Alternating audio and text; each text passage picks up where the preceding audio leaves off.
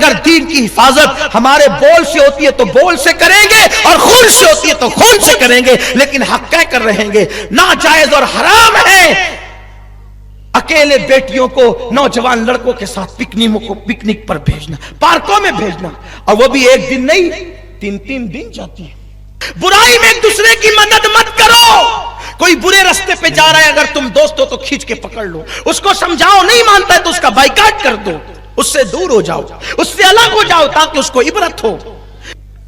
Mobile, لڑکیوں کے پاس ہم نے موبائل دیا اسی لیے یہ فتنہ ہو رہا ہے، ورنہ جب تک موبائل ایجاد نہیں ہوا تھا اس طرح کے کیس ڈھونڈنے سے بھی نہیں ملتے تھے۔ ہم کیوں اپنی بہن کب گناہوں سے کنارہ میں کروں گا یا رب، کب میں بیمار مدینے کا بنوں گا یا رب۔ معزز سامعین کرام، السلام علیکم ورحمۃ اللہ وبرکاتہ۔ امید ہے کہ آپ لوگ خیریت سے ہوں گے۔ میرے دوستوں اور بزرگوں، آج کا گزرتا ہوا دور میں یہ بات ہمیشہ سننے کو ملتا رہتا ہے کہ لوگ بھاگ کر شادی کرتے ہیں۔ سماج میں یہ بیماری کافی کثرت کے ساتھ بڑھتا جا رہا ہے، مگر کوئی کچھ بولنے کو تیار نہیں ہے۔ لوگ یہ بھی نہیں سوچتے ہیں کہ ہم مسلمان ہیں، ہم ایمان والے ہیں، کیا ہمارے اسلام دھرم میں بھاگ کر شادی کرنا جائز ہے؟ آج لوگ اپنوں سے زیادہ غیروں سے شادی کرتے ہیں بھاگ کر۔ جو لوگ مسلمان ہو کر غیر مسلم سے شادی کرتا ہے یا اپنے پسند سے کرتا ہے، کیا ان سب کا شادی حلالی ہے؟ میرے دوستوں اور بزرگوں، آئیے سنتے ہیں قرآن و حدیث کی روشنی میں سید امین القادری صاحب سے کہ بھاگ کر شادی کرنا اسلام میں حرام ہے یا گناہ، ایسا شادی کرنا حلال ہے یا حرام۔ آئیے سنتے ہیں، امید ہے کہ یہ ویڈیو آپ پورا سے دیکھ کر جائیں گے۔ افیئر کیوں ہوتا ہے؟ ناجائز تعلقات کیوں ہوتے ہیں؟ دیکھو ایک دور تھا، توجہ، ایک دور تھا جس دور میں اسلام نے بیٹیوں کو لکھنا سکھانے سے منع کیا تھا کہ بیٹیوں کو لکھنا مت سکھاؤ۔ کیوں؟ اس لیے کہ ایک دوسرے سے کانٹیکٹ کا ذریعہ اس دور میں لکھنا تھا، تو خطرہ تھا آبرو کو، لکھنا مت سکھاؤ۔ اور آج اب لکھنے کی ضرورت نہیں ہے، آج یہ سارا فتنہ موبائل کی وجہ سے۔ موبائل، لڑکیوں کے پاس ہم نے موبائل دیا اسی لیے یہ فتنہ ہو رہا ہے، ورنہ جب تک موبائل ایجاد نہیں ہوا تھا اس طرح کے کیس ڈھونڈنے سے بھی نہیں ملتے تھے۔ ہم کیوں اپنی بہن کو موبائل دے رہے ہیں؟ ہم اپنی بیٹی کو کیوں موبائل؟ میں کہتا ہوں موبائل کا عورتوں کے پاس کام کیا ہے؟ یہ بات میں بار بار کہہ چکا ہوں، آج بھی کہتا ہوں۔ لوگ مجھ بارے میں بات بھی کرتے ہیں کہ کیسی بات کرتے ہیں۔ میں کہتا ہوں بیٹی جب خون کے آنسو رلائے گی تب تجھے پتا چلے گا کہ بات کیا ہے۔ بیٹی کو موبائل مت دو، بہن کو موبائل مت دو، بیوی کو موبائل مت دو۔ گھر کا فون عورتیں ریسیو نہ کریں، گھر کے اندر کا رکھا ہوا موبائل جوان لڑکیاں ریسیو نہ کریں، بوڑھی عورتیں یا بچے ریسیو کریں۔ جب کوئی معتمد بولے کہ میں بول رہا ہوں تب جوان بیٹیوں کو یا بہنوں کو یا بیویوں کو موبائل دیا جائے۔ آج تو پیدائش کا دن ہے تو موبائل گفٹ کیا جا رہا ہے۔ تم تلوار اتنا نقصان نہیں پہنچائے گی تیری بیٹی کو جتنا موبائل نقصان پہنچائے گا۔ 5000 کا موبائل مت دو، اگر بیٹی کے لیے دل میں پیار ہے 50,000 کا سونے کا ہار دلا دو۔ 50,000 کا موبائل مت دو، 5 لاکھ کا ہیرے کا زیور دلا دو۔ اگر اتنا پیار ہے موبائل نہیں دینا خدا کے لیے۔ یہ سارا طوفان موبائل نے بپا کیا ہے، انٹرنیٹ نے، فیس بک نے۔ اس لیے کہ آج کل لڑکے بیٹھے ہوتے ہیں اور وہ کہیں بھی فون کرتے ہیں اندازے سے، اگر مقام پر لگ جائے تو پھر وہ باتیں شروع ہو جاتی ہے، بلکہ مس کال بھی کرتے ہیں۔ یہ مس کال کبھی کبھی اتنی تباہی کا ذریعہ بن جاتا ہے۔ انہوں نے تو بیٹھ کر مس کال کر دیا، وہاں اگر شوہر موجود ہے کس کا مس کال تھا، وہ ریپلائی کرے گا، اٹھائے گا لڑکا۔ اس بیچاری غریب کا کوئی قصور بھی نہ تھا، گھر لٹ گیا، گھر ٹوٹ گیا۔ یہ صورتحال اٹھا کر دیکھے، کتابیں لکھی گئی ہیں ان پر، یہ مس کال کی نحوست پر۔ اور یہ جو لڑکے گٹروں کے پاس بیٹھ کر، رکشہ میں بیٹھ کر، چھتوں میں بیٹھ کر یہ جو سب رکامے کام کرتے ہیں نا، یہ جوانی میں سب کرنا ان کو اچھا لگتا ہے۔ تمہارے مس کال سے اگر کسی کا گھر تباہ ہوگا اللہ تمہاری توبہ بھی قبول نہیں کرے گا، توبہ کی توفیق بھی تمہیں نہیں ملے گی۔ کسی کا گھر تباہ کرنے والوں किसी का आशियाने पे अगर बिजली गिराओगे तो तुम्हारे आशियाने भी सलामत नहीं होंगे। तुम्हारी नादानी, तुम्हारा छलछलपन, तुम्हारा बागपन, तुम्हारा इतराना, तुम्हारी आवारगी से कितने घरों को आग लगी है और कितने घरों को आग लगेगी। और सुन लो, ये जो गटरों के पास बैठकर, नालियों के पास बैठकर, घरों के पास बैठकर ये जो तुम मोबाइल पर गलत हरकतें करते हो, अल्लाह के रसूल अलैहि सलाम फरमाते हैं, मौलाए कायनात ने फरमाया, पाक दामन रहो तो तुम्हारे घर की औरतें भी पाक दामन रहेगी। अगर तुम पापी होकर के जिना करोगे, इधर तुम किसी के साथ जिना करोगे, अल्लाह ना करे कहीं तुम्हारी औरतों के साथ भी जिना ना कर लिया जाए। लड़कों की टोली बनी होती है, एक दूसरे का सपोर्ट करते हैं गुनाह के माहौल में। मेरे रसूल अलैहिस्सलाम ने फरमाया, कमा तदीनु तुदान, तुम जैसा करोगे तुम्हारे साथ वैसा ही किया जाएगा। इस सिलसिले में एक छोटा सा वाक़या अपने अल्फाज के मफहूम के साथ अर्ज करूं।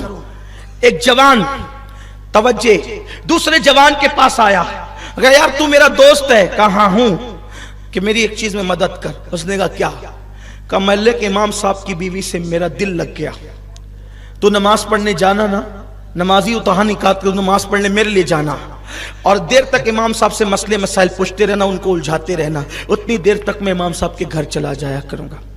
वो पागल, उसको कहना चाहिए था कि इमाम की बीवी के साथ ऐसा न कर, यही तो कहना चाहिए। सच्चे दोस्तों की पहचान ये है कि जब तू गलती करे वो तेरी इस्लाह करे, यही है ना, कि उसकी मदद करे। वला तावनु अलल इस्मि वल उद्वान, बुराई में एक दूसरे की मदद मत करो। कोई बुरे रास्ते पे जा रहा है, अगर तुम दोस्त हो तो खींच के पकड़ लो, उसको समझाओ, नहीं मानता है तो उसका बाइकाट कर दो, उससे दूर हो जाओ, उससे अलग हो जाओ, ताकि उसको इबरत हो। तो उस जवान ने कहा, ठीक है यार, वो दोस्ती क्या जिसमें एक दूसरे की मदद ना हो, है ना, ऐसे कुछ दलाल बनते हैं ना, हंसने की बात नहीं है। मेरे जुमले गलत हैं, मुझे अगर मेरे जुमले अल्हम्दुलिल्लाह गलत नहीं है, अगर तल्ख है तो मुझे आप माफ करें। इससे घर लुट रहे हैं हमारे, घर तबाह हो रहे हैं हमारी बेटियों की आबरू लुट रही है, किसको जाकर के कहे। बहुत सारे लोग हैं जो बेचारे सर उठा के चलने के काबिल नहीं रह गए, बेटियों की जवानी लुट गई इन लड़कों के मनचलेपन की वजह से।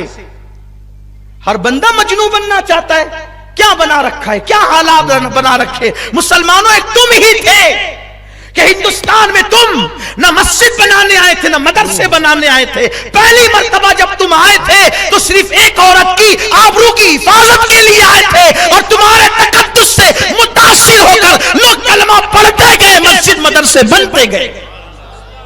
तुम दूसरों की बेटियों की इज्जत के मुहाफिज थे, आज तुम मोहल्लों की बेटियों की इज्जत के दुश्मन बन गए। तुम्हारी आंखों में तकद्दुस नहीं रह गया, पारसाई नहीं रह गई।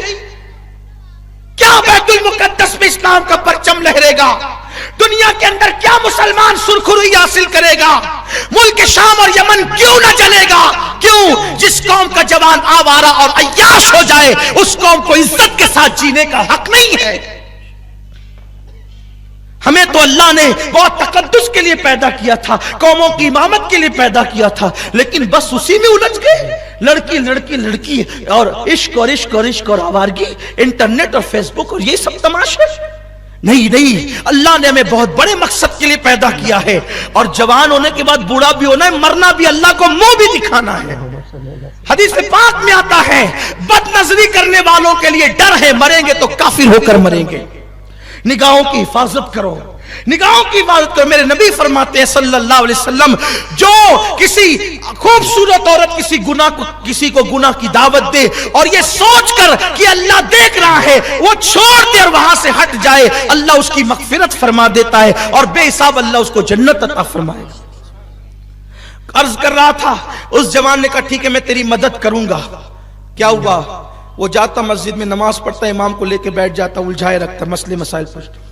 कई दिन गुजरे, एक दिन उसको एहसास हुआ यार मैं गलत कर रहा हूँ, मस्जिद के इमाम के साथ मैं गलत कर रहा हूँ कि मैं इनको पकड़े रहता हूँ, मेरा दोस्त वहां जाके पता नहीं क्या करता होगा। उसने इमाम से कहा हज़रत माफ करना, मैं ना नमाजी हूं ना मुझे इल्म से कोई दिलचस्पी है, मेरे दोस्तों को आपकी बीवी से मेरे उसका दिल लग गया और उसने मुझे कहा कि मैं आपको उलझाऊं, अब मैं आपको उलझाता रहा और मसले मसाइल में फंसाता रहा और वो आपके घर जाके पता नहीं क्या करता रहा। हजरत मुझे माफ कर दें, मैंने बहुत बड़ी गलती की। ये बात सुनने के बाद इमाम को क्या होना चाहिए था? गुस्से में उसकी आस्तीन चढ़ जानी चाहिए थी, या उसका प्रेशर बढ़ जाना चाहिए था, या उसकी आंखें लाल हो जाना चाहिए था। कैसा बेचारा इमाम था, वो मुस्कुराने लगा, हंसने लगा। वो उसको हैरत हुई, इमाम साहब इतना बड़ा हादसा सुन के आप मुस्कुरा रहे? इमाम ने कहा, अल्लाह के बंदे, मेरे घर में मेरी एक बूढ़ी माँ और मेरा बूढ़ा बाप है, मेरी तो अभी तक शादी नहीं हुई है। जब मेरी शादी नहीं हुई तो मेरी बीवी कहां से आएगी? जब मेरी शादी ही नहीं हुई तो मेरी बीवी कहां से आएगी? और मेरी किस बीवी से तेरे दोस्त का दिल लग गया? मैं तो कुंवारा हूं, अभी तो ढूंढ रहे हम लोग शादी के लिए। तो फौरन उसके दिमाग की बत्ती जली, अरे अगर इमाम साहब की शादी नहीं हुई तो ये जाता कहां था? तो जब तहकीक की गई तो पता चला इमाम की तो शादी नहीं हुई थी, ये इसको मस्जिद भेजकर इसके घर जाता था। हंसने की बात नहीं है, यानी कि दूसरे के घर में जो है वो पत्थर मारने वाले का खुद का घर चकनाचूर हो गया। इसलिए कभी किसी की बुरे काम में मदद नहीं करना। मानता है तो ठीक है, समझाओ, नहीं मानता है तो उससे अलग हो जाओ। तो ये इंटरनेट और मोबाइल जो हम बच्चियों को दे रहे उसके नुकसानात है। बेटी को मत दो मोबाइल, कोई जरूरत नहीं है बेटियों को मोबाइल देने की, उसी से ये सारे फितने हो रहे। इंटरनेट और व्हाट्सएप और पता नहीं क्या क्या बेटियां चला रही है। और मेरे नौजवानों से भी गुजारिश है, मत करो ये दीवानगी, वरना तबाह हो जाओगे। एक अहम बात और, हम बेटियों को स्कूल और कॉलेज भेजते हैं, मैं इनकार नहीं करता, बेटियों को बिल्कुल स्कूल भी पढ़ाओ, कॉलेज भी पढ़ाओ, जहां तक पढ़ा सकते हो पढ़ाओ, लेकिन ये तदबीर करो कि बेटी को स्कूल तक पहुंचाने के लिए तुम खुद जाओ और उसको स्कूल के गेट से लाओ घर तक। अकेले बेटियों को कहीं मत जाने दो। आप कहेंगे वो क्यों? मैं कहता हूं हमारे मजहब में सबसे मुकद्दस तरीन अगर कोई सफर है तो वो सफर हज है। इससे मुकद्दस सफर हमारे मजहब में है ही नहीं।